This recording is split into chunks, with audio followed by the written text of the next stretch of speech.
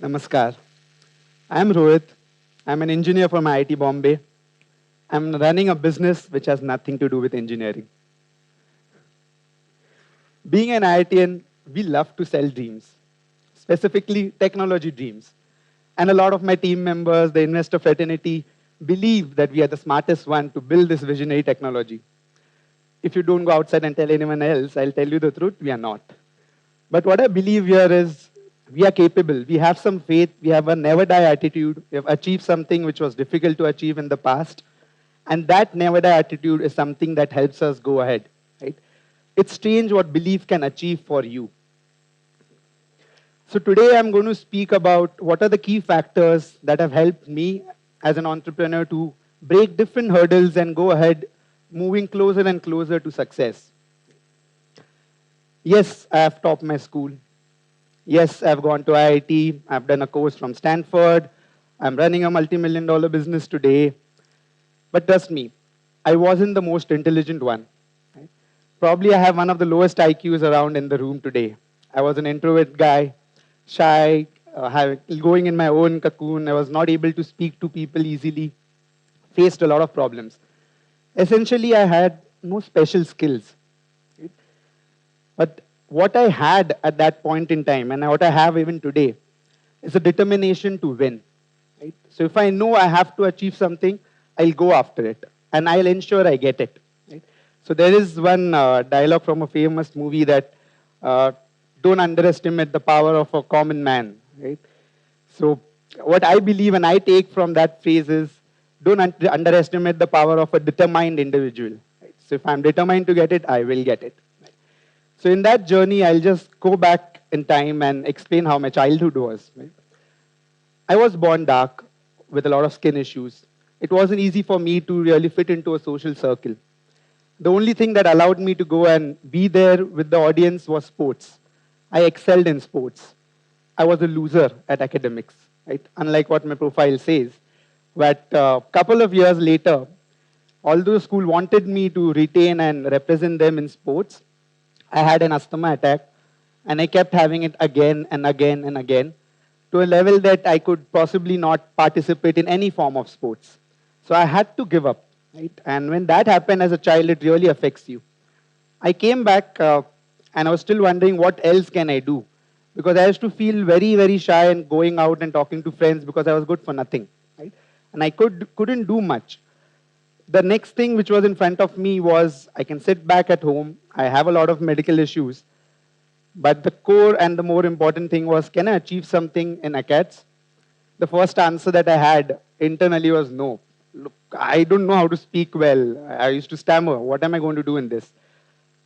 One lucky day, our ex-Indian cricket team captain, Mr. Kapil Dev, has visited our school. He spoke to us. He did motivate a lot of us, and I was a big cricket fan. So I went and I met him, and I wanted his autograph. You know what? One thing that happened at that moment was he told me, "Look, Rohit, I'll give you my autograph, but you have to promise me one thing."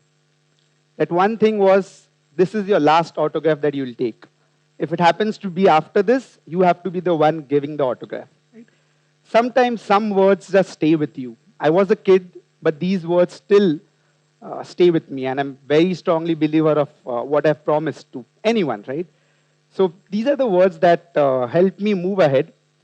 Although I wasn't good at ACADS, I had to work extra hours to be at the same pace where my friends were. Double the hours. But it doesn't matter. I had to do it, so I did it. I had determined now I have to excel at ACADS. I was not even the top 3 rankers, top 10 rankers.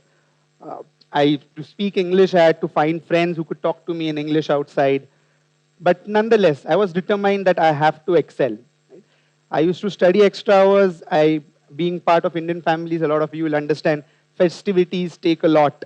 And I also come in from a lower middle class background, right? So on exam time, even if there are festivities, I used to go in the bathroom and study. But what I wanted is I go and I get that rank and I go and I learn what I want to do. I did that. I achieved a lot. I topped that school year to the surprise of my teachers as well. I learned my basics very well. Went ahead, continued the same passion, joined IIT. In IIT, I felt left out because, again, I wasn't the smartest one around. don't have a very good IQ, but what I had was intent. Right? I was still able to steer through and come out of this majorly because of the intent. I found the right people, I took help of the right people, and I was able to sail through with good numbers at IIT as well. And I carried the same zeal throughout. I went with this. What does an engineering student dream of, right? They don't dream of going into an engineering job, to be factual, but they dream of going to a consult and a banking firm. And I happened to join a banking firm back in Singapore. That's something that you always dream of: a high package, very luxurious life. I wanted to work hard, party harder. I was doing all of that. Right? But one fine day, I realized that there's something missing. I felt empty from within. Although I had everything I wanted in life, I wasn't happy. I wasn't satisfied. I was always asking this question: what is happening? I'm doing this, I'm doing that, I'm working, people around me are happy, but somehow I'm not feeling that happiness. Right? I'm giving 8 to 10 hours a day, more sometimes, but I'm not able to find that. And that day was the turning point for me. Right? What helped me as an exercise at that point was 3 steps. So first one was knowing yourself. Right? Now this is a very, very important exercise for any entrepreneur or anyone who desires to be an entrepreneur. By what do I mean by knowing yourself? A lot of time, what I did was I started talking to myself more. What have I done before in life? I've studied, I've tried to do something, but maybe that is not something I wanted. I kept questioning myself again and again. I went through this process for around 3-4 months to really understand who I am, because I always thought grass is greener on the other side. Right? That's what you believe. But I kept deeper, I kept asking myself, and one of the answers I got was, so far, although I've achieved so much, I was not living my dream. I was living my parents' dream. I was living a community dream. Checkbox, you have to just go and tick mark everything, go ahead in life. I was doing that, right? But that day I realized, I have never really thought what my dream was. I was just following the herd mentality. When I went deeper and I took another 3 months to come back and understand what I wanted to do, I just realized entrepreneurship wasn't my first dream. It was cricket. Right? I wanted to be a cricketer. I didn't really have the guts. I didn't really have the courage to talk to my parents and tell them. Being in a lower middle class family, you'll understand that they always feel that you have to study first. Right? So I had to opt otherwise. And today I wasn't physically fit with a lot of physical issues that I can't go back there. So I came back to the same process. Again, coming back to knowing yourself. What else? What else should I do? Right? So I took another 3 months and just talking to myself again and again.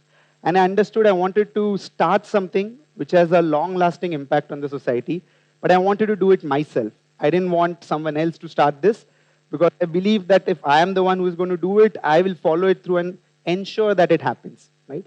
That is how I actually got to know myself.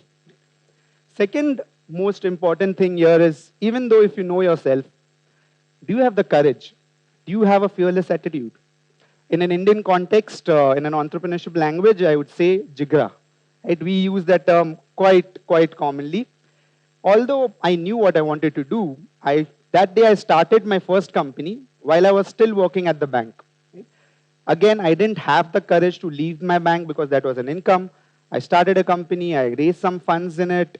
It started well, but the company shut down. And the core reason I believe is us as entrepreneurs, because we were not sure enough to leave everything and join that mission. Right? So after my first failure, I came back in India. The first thing I did was I left my job. I didn't know what I want to do. I just knew I wanted to start something. So I came back in India. I started this company which I'm running today. And I invested all my money that I had because I didn't have any second thoughts. I just invested all of them into the company and started building it from scratch. Right? So that's something that actually got that courage in me. The company did well in the first few months. Couple of quarters later, because I had to tick mark all the boxes before, I got an admit letter from one of the Ivy League universities, right? And that's what everyone dreams of, being an engineer and best of the management school. And without even me going ahead and talking to the school, my parents paid the fees. And I was obligated to go and attend. I went there. I did go there for the first month. And I realized this is not me. Right? This time I have to listen to me. And although whatever I had paid, I just came back. This time I had the courage to tell my parents, I don't want to do this. This is not me. I came back and I continued my venture. I felt I did the right decision for the first time because I followed my heart, right? So that is being courageous. Very few people have that in them, that they understand themselves and take the next step. The next one is grit and resilience, right? Even if you know yourself, even if you have the courage, you overcome your fear, you start something. You know, everyone dreams of overnight success. Or probably you must have read about a lot online. I started something and someone became a billionaire. All of that may be true in some cases, but most of the cases not. Right? You need to have good enough resilience to stay there and keep fighting for what you started, what purpose you had. So when I started my company, my vision has always been the same. I wanted to improve access to quality education. This is why I returned to the country. I started with a peer-to-peer lending entity, which served the purpose through a zero-cost, zero-interest EMI solution. It did very well. And a couple of years later, when we were doing good, regulations kicked in, scalability became a challenge. It was very easy for all the founders to say, we leave this and start something else. But what we did as founders is every problem we believe is an opportunity. Right? We changed that. We built another tech entity on top of this entity, integrated with a lot of banks and NBFCs, took a year to come back, but we came back strong. Right? And the next 3 years, we became a creator of this space of fee financing in K-12 and college space. We were the creators to start it. Went very well. Right? And then, even after that journey, there's another hurdle, which was COVID. Right? COVID came in and it was a very interesting journey. Again, you had less fund in your account. You knew that the business would work. It would solve the purpose they started this for. But because you have less funds, the common advice I used to get from investors is, Rohit, you have 3 months left. You need to cut the salaries. You need to start saving. You need to extend your runway. Okay, I heard all of this, right? But in front of me was those people, those students who needed this help, and more so in the COVID phase. So it was a tough decision for me. I was in a dilemma, but this time again, because I knew myself, I took exactly the opposite decision. I actually reduced my runway from 3 months to less than a month. I put all my resources the same week, and it was a risky decision. We would have had to shut down if things didn't work. But it did. Right? We believed it was working. We understood what's happening on ground. And from a few to thousands of institutions we partnered within a year, from a portfolio of just around few crores to hundreds of millions of dollars of fee portfolio that we generated in a year. So we really, really grew fast. And that's one of the key factors that helped. Post this, you would think, okay, it's done. Now you have scaled. You have scaled at a very large level. Yet again, there's another hurdle. Right? What happened? The market crashed. Right? So market crashed and a lot of education companies closed down. We started facing a lot of defaults. Our cash flows wasn't looking good. There was a funding winter. What should we do? Right? Again, this time, what was common, when you have that resilience, you'll understand every problem gives you an opportunity. Right? Had I not faced this problem, I wouldn't have done what I'm doing today. Right? I utilized that opportunity to actually stop that lending process. And then I went into the next stage with the same vision, and I created an education currency. Right? I created something which was not there before in our country or elsewhere. The only concept that I had in my mind is all of us as community want to support students. So I created a currency which you cannot buy, but if you're studying in some university, you can basically earn it. And then once you earn that currency, you can go and spend it on restaurants, cafes, online, offline stores, which kind of gives for few fee reimbursement to you. Right? We started this was last year. In around 6 to 9 months, we have made a good comeback. Right? We have served more than 100,000 students who have kind of saved around 30 to 40% of the fees that they're paying per year. So now again, we are moving ahead. It's looking fairly successful. Our existing investors are topping up the round. We are scaling. But I know we'll face another hurdle. And that's part and parcel of life, right? So what I always try to pass on as a message is, do not try to escape from problems. You are ought to face them. Face it, but just imagine you can convert a problem into an opportunity. Right? So If I just wanted to summarize this in a nutshell, right? I am no special human being. I have no special skills. I strongly believe that you don't need to be special to achieve something special. Right? If your fundamentals are strong, by which I've taught this to many other people as well, do you know yourself?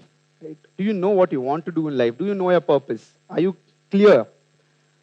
Do you have the fear with you? Are you courageous enough to go and take the next step? And do you show some resilience? If you do, there is no way you cannot be successful. Right? This is my simple message to you. Thank you, everyone.